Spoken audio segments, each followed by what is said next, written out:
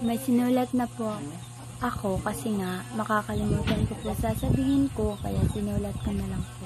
Hayaan muna po ninyo akong basahin. Salamat po at ito na po ang aking talambuhay. Hey guys, we're still vlog. Here I am.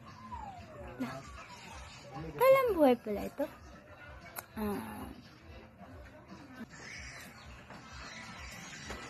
Ganito po kasi yun.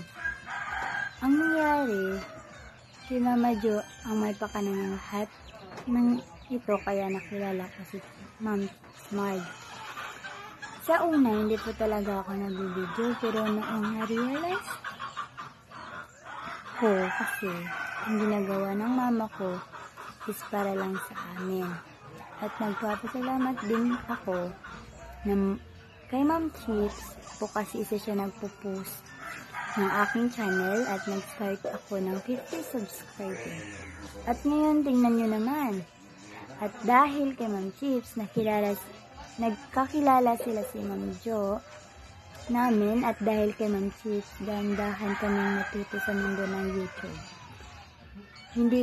Hindi ko din masabi talaga kung ano ang closeness nila ng mama ko at Ma'am Chips. Parang pinagtagpo sila kasi totoo lang, si mama namin kunti lang things niyan. Ayaw niya sa plastic. Totoo yan, kahit masakit magsalita. Walang pake, basta naging totoo siya. Kaya siguro naging friends niya si Ma'am Chips Mars.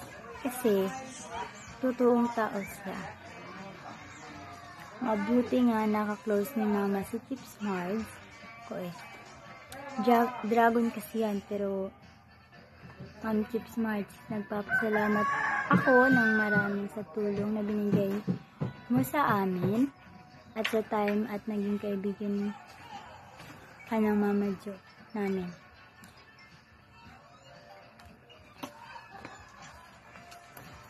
Hindi ka lang tiil niya, hindi kaibigan at kapatid niyang turing sa'yo.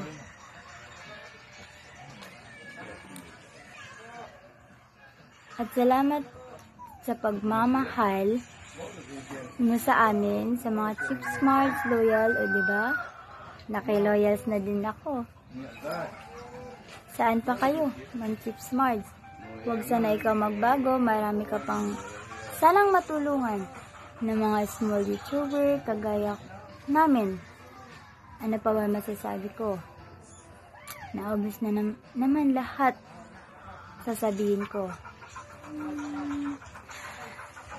Take care po yourself po palagi.